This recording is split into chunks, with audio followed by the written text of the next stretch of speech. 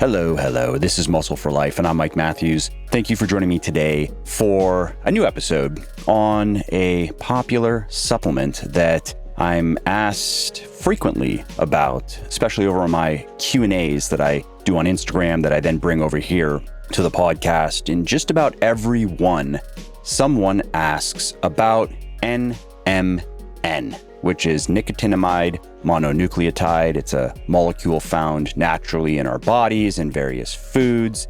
And according to some of its more ardent advocates, often people who are part of companies that sell NMN, this supplement is the new frontier in anti-aging, because by swallowing a pill or two a day of it, the story goes, you can dramatically enhance your lifespan and slow down the various negative processes associated with aging. So not only can you live longer, but you can enjoy those years more fully. Now, on the face of it, such claims sound at least dubious, if not absurd. However, there is a fair amount of evidence that purportedly supports these claims, and you can find some very credentialed people who make these claims and who point to that evidence and interpret it in such a way that indicates that NMN is shaping up to be a breakthrough in health and longevity, something that everyone should be taking, maybe comparable to creatine, which at this point is a supplement that everyone should be taking, even people who are not doing any sort of resistance training or strength training, which they should be. But even if they are not, even if all they do is maybe some cardio, or maybe they don't exercise at all, they still should be taking creatine for its various benefits related to heart health and related to brain health. And so, of course, the questions I'm going to be answering in today's podcast are, how true are these claims regarding NMN, and should you consider taking it? Okay, so let's start this discussion with a quick explanation of what NMN is. So it stands for nicotinamide mononucleotide, and this is a molecule that's found naturally in our bodies and in various foods. And it is a precursor, which is a substance that something else is formed from, to something else in the body called nicotinamide adenine dinucleotide, or NAD+, as it is generally referred to. Now, this NAD+ molecule is important for our health because it is a coenzyme, which is a substance that's required by various enzymes for their activity. And enzymes are just chemicals in the body that bring about specific chemical reactions. And so this NAD+ assists various important enzymes in the body that relate to all kinds of cellular processes like energy metabolism, DNA repair, and gene expression. Now, research shows that our body's NAD+ levels decline as we get older, and that in turn causes various problems. It limits our body's ability to generate energy at a cellular level. It limits our body's ability to repair DNA. It limits genomic signaling, which in simple terms is just the system whereby a cell translates genetic information that is encoded in the DNA into action. And so when you think about many of the negative effects that people generally associate with aging, a lot of them relate to energy levels, function of various organs, and risk of disease. And so when scientists discovered the importance of NAD+ in aging and the connection between NAD+ levels and energy production and DNA repair and genomic signaling, they naturally began to wonder if we could somehow increase NAD levels as we get older, and if we could, if that would mitigate or maybe even eliminate some of the negative effects associated with aging. And that brings us to NMN, which is a derivative of vitamin B3, of niacin, which has been shown in previous research to increase NAD+ levels in the body. And according to proponents of NMN, it is superior to niacin, both flush and non-flush niacin, for the purpose of increasing NAD+ levels, usually for two reasons. One, they will say that it is simply more effective in most people at increasing NAD+ levels. And two, it has fewer side effects like the flushing, for example, that I personally enjoy. I take niacin every day, not only for its effects on NAD+ levels for reasons that I will get into in this podcast, but also, and more importantly, for its cardioprotective effects, its effects on cholesterol levels. So niacin is an effective supplement for raising HDL cholesterol levels and lowering LDL cholesterol levels. And that is good if you want to have a healthy heart.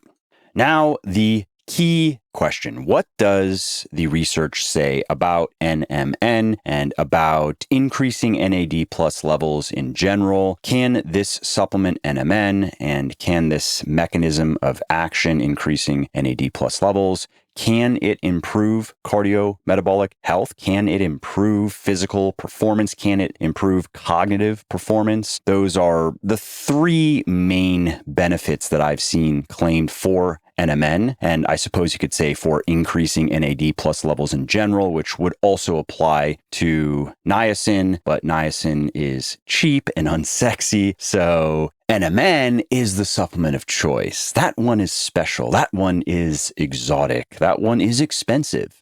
Well, let's start with cardiometabolic health and with animal research, initial research done on NMN that was positive, that got a lot of people excited. There were several studies that were published in the journals Aging Cell and Cell that found that NMN restored NAD+ levels in older mice, and that in turn enhanced their cardiovascular health, and it also reversed some age-related reductions in blood flow and capillary density. There was another study conducted by scientists at Washington University School of Medicine that found that NMN replenished NAD+ levels in diabetic mice, and that in turn improved their insulin sensitivity and improved their blood lipid profile. It restored gene expression related to circadian rhythm, inflammation, oxidative stress. All very exciting, very promising. But then the human research came, and so far it is less exciting. For example, in a 2021 study published in Science, researchers gave postmenopausal women with prediabetes 250 milligrams of NMN or a placebo every day for 10 weeks, and the results were NMN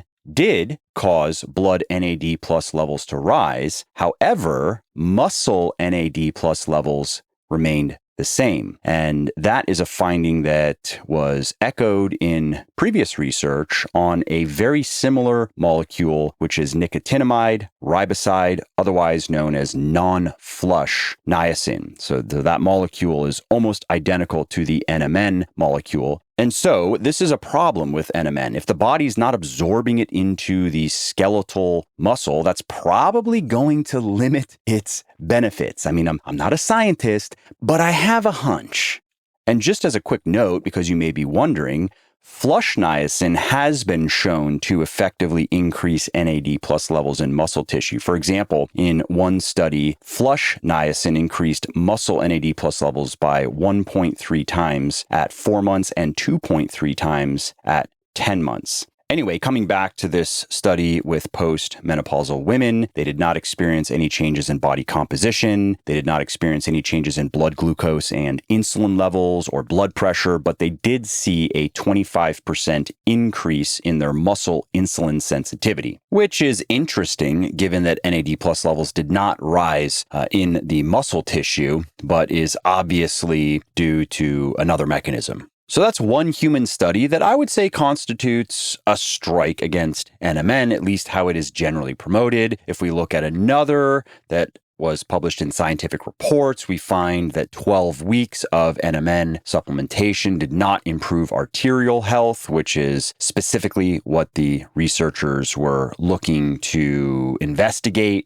And then we have two other human trials related to cardiometabolic health that found that taking NMN failed to improve blood levels of glucose, insulin, and cholesterol. And in fact, in one of those studies, the NMN increased blood insulin levels after eating, which could have negative health consequences, at least over the long term. And so, if we look at the current weight of the evidence, there is no compelling reason to believe that taking NMN is going to improve your cardiometabolic health. Now, what about physical performance and body composition? Can NMN improve either of these things? These are two major claims often made to sell these supplements. And let's start with a study that was conducted by scientists at Guangzhou University. In this study, runners, they took 300 to 1200 milligrams of NMN every day for 6 weeks, and that failed to improve several markers of physical performance and cardiovascular fitness that researchers were measuring. And as for body composition, researchers looked at that too,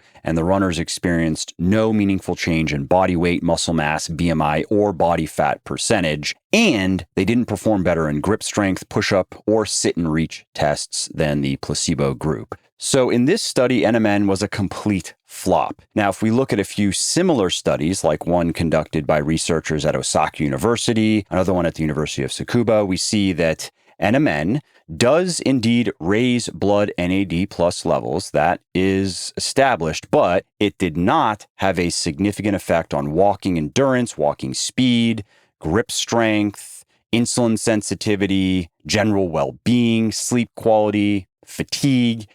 Also, mostly a flop. However, there are two studies that suggest that NMN may indeed benefit physical performance. The first was published in NPGA Aging, and it found that taking NMN nominally increased walking speed and grip strength, but had no effect on body composition, hearing, blood pressure, vascular health, or cognitive function. And by the way, the reason I emphasized nominally is the effects were pretty small, and in the case of grip strength, did not reach statistical significance, so are questionable as to whether it was caused by the supplement or it was just random. So in the case of gait speed, for example, after 12 weeks of supplementation, the gait speed went from an average of 1.3 meters per second to 1.6 meters per second. And in the case of the grip strength, after 12 weeks, it went from an average of 34.1 kilograms to 37.4 kilograms. But again, this did not reach statistical significance, so you have to put less weight on it. Do you want to transform your body, but you just can't seem to break out of the rut? Have you read books and articles, watched videos, listened to podcasts, but still just aren't sure exactly how to put all the pieces together for you? Or maybe you know what to do, but you're still struggling to stay motivated and on track and do the things that you know you should do. Well, if you are nodding your head, I understand. Getting into great shape is pretty straightforward when you know what to do, but it's not easy. It takes time. It takes effort. It takes grit. And that's why I created my VIP one-on-one coaching service. We take people by the hand and we give them everything they need to build their best body ever. We give them a custom diet plan, training plan, supplementation plan. If they want supplements, you don't have to take supplements. We coach them on how to do every exercise correctly. We give them emotional encouragement and support, accountability, and the rest of it. And we are pretty good at it too. We have worked with thousands of men and women of all ages and abilities and lifestyles and helped them build a body they can be proud of. And guess what? We can probably do the same for you. Our service is not for everyone, but if you want to find out if it's for you, if there's a fit, head over to buylegion.com/VIP. That's buylegion.com/VIP and book your free consultation call now. Now, there's another study I want to talk about in the context of physical performance because it made for some rather striking headlines that claimed that it was evidence that taking NMN could effectively halt aging. So this study was published in Geroscience, and it claims that NMN supplementation significantly improved 6-minute walking distances. It also significantly improved health scores based on a 36-question survey that asks things about energy and fatigue and emotional well-being and social functioning and pain and general health and other things. And the clincher that generated a lot of headlines, that blood biological age increased less with NMN compared to a placebo, hence the exaggerated lines about halting aging. That said, if we take the data from this study at face value, that would be a pretty big arrow into NMN's quiver. The study was short. Certain aspects of how it was conducted were questionable. For example, it put a lot of weight on an AI-driven model to determine the blood biological age. So that component of the study was according to AI, and subsequently other experts have criticized that model as inaccurate. For example, according to this model, in the 60 days that this study was conducted, the placebo group had aged more than 5 years. So when that's your placebo group, it's not hard to show a quote unquote improvement in your supplement group. Also, the study's participants were very slow, suspiciously slow for supposedly healthy 50-year-olds, some of them walking just over 300 meters in 6 minutes. And just so you understand the discrepancy here, I have a 6-year-old daughter, and 6-year-olds typically walk about 1.5 meters per second. So she would cover 300 meters in 3 to 4 minutes.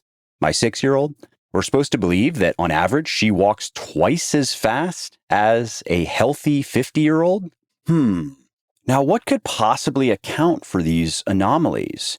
Well, maybe it has something to do with money, of course, money. Where did the research money come from? It came from a supplement company that sells NMN and, of course, has a vested interest in the outcome. Duly noted. And so to wrap up on this physical performance and body composition, there is currently very weak evidence, if we consider the overall weight of the evidence, that NMN is going to improve physical performance or body composition, especially if you are a young-ish, let's just say anywhere from 30 to 60 years old, healthy person who exercises regularly. Okay, now what about cognition, brain health, brain function, another major area of benefit that is used to sell these supplements? Well, the strongest evidence for these types of claims, unfortunately, is animal research. Several trials have shown that NMN improves cognitive function in older animals, but as is always the case, it is a mistake or it is simply dishonest to extrapolate animal research to humans, to say, hey, look at what it's doing in animals. It certainly, almost certainly, even probably will do the same thing in humans. That's not how it works. So many times that fails for so many different reasons. And so then what does the human evidence have to say on the matter, NMN and cognitive function? Meh. Because there's just very little to go on. One study, for example, reported mixed results on fatigue. Interesting. Another study suggested that NMN could improve cognitive function as we get older because there's a relationship between muscle health and brain health, and that NMN supplementation may improve muscle function. Yeah, a lot of contingency. And so it's too early to rule out the possibility that NMN can improve cognitive function, but it's also too early to claim that it does. It is currently a theory that needs more investigation. And the same goes for other potential benefits often used to sell NMN, like protecting against DNA damage, improving reproductive health, bone health, kidney health, eye health, all things that have been shown in mice, but not yet in humans. Now, if you are still listening and you've understood everything that we've just gone through, and you figure that you're just going to include NMN in your regimen in case it pans out. If we fast forward 10 years, a lot more research is done, and it actually does have some pretty significant benefits that are just not clear right now, that is a reasonable position because it's not going to hurt you. It's well tolerated. It causes no adverse effects, even with long-term use. So it's safe. However, you should know that many NMN supplements on the market are frauds. And we can see this in an analysis that was conducted by a supplement manufacturer, a company called Chromadex. They make a niacin product, an NAD plus product, and they analyzed the 22 most popular NMN brands on Amazon. So they bought the products, they analyzed them in their labs to determine how much NMN is in these products. So, top 22. 14% met or exceeded the NMN amount on the label. Just 14% met or exceeded label claims. 23% fell slightly short, so they contained 88 to 99% of the stated amount, and 88% is sloppy manufacturing. Anything between, let's say, 95 and 100%, or let's just say 95 and 105% is more acceptable. You are not going to get to 100% on the mark in every pill or in every serving or every powder. It's actually just physically impossible. And so even legally, you're allowed a little bit of variability, but it shouldn't be in the 80s. And it definitely should not be in the 70s or lower. 64% of the 22 most popular brands on Amazon contained less than 1% of the amount of NMN claimed on the label. So basically none. And 14% contained actually none. No detectable amount of NMN. And together, that's 78% of the top 22 brands contained less than 1% down to 0%. And if you want to check this white paper, I guess we can call it, out for yourself, you can just find it online. Search for quantitative analysis of 22 NMN consumer products. And if you're going to buy NMN, make sure that you are buying from a company that actually is providing NMN. All right, so where does all this leave us? Well, we've learned that NMN is not the anti-aging panacea that some of its more credentialed champions claim, or at least that the evidence for such claims is weak to non-existent currently. But do you know what can support such claims? Do you know what has been shown repeatedly in human research, well-designed, well-executed, to dramatically improve the various processes that are negatively impacted by aging? You probably guessed it.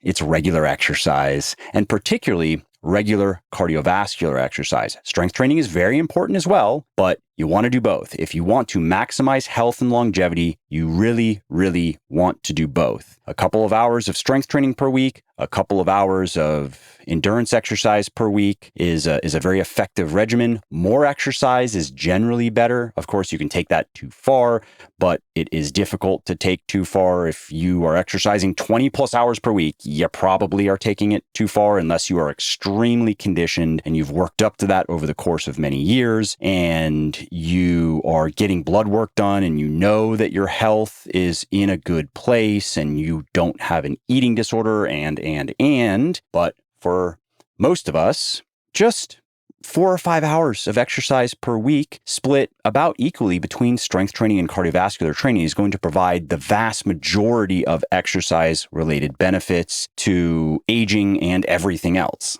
Now, if you're doing that and you're open to some speculative supplementation advice that won't harm you, but may or may not make a meaningful difference, I would recommend flush niacin over NMN, because the research, I would say, actually is more positive at this point on flush niacin taken on the whole, because, again, as I mentioned earlier, it has been shown to increase NAD+ levels in skeletal muscle, and we know that it can dramatically improve our cholesterol profile. And as for dosing, if you look at studies on flush niacin, the dosing ranges from a few hundred milligrams per day to 3 grams per day. I take 1 gram per day. Could probably argue that 2 grams per day is significantly better, is meaningfully better at least, than 1 gram per day. And as I say that, maybe I will work up to 2 grams per day. But currently, I take 1 gram per day. If you want to start taking flush niacin, do not go from 0 to 1 gram or even 500 milligrams per day, or you are going to get a rather unpleasant reaction. You want to work up to a larger dose. You're going to want to start probably at 50 milligrams, certainly no higher than 100 milligrams. Just look online for a standard dosing protocol for flush niacin. How do you go from 0 to 1 to 2 grams per day without blowing yourself up? Well, I hope you liked this episode. I hope you found it helpful. And if you did, subscribe to the show, because it makes sure that you don't miss new episodes. And it also helps me because it increases the rankings of the show a little bit, which of course then makes it a little bit more easily found by other people who may like it just as much as you. And if you didn't like something about this episode or about the show in general, or if you have ideas or suggestions or just feedback to share, shoot me me an email, mike@muscleforlife.com, muscleforlife.com, and let me know what I could do better, or just what your thoughts are about maybe what you'd like to see me do in the future. I read everything myself. I'm always looking for new ideas and constructive feedback. So thanks again for listening to this episode, and I hope to hear from you soon.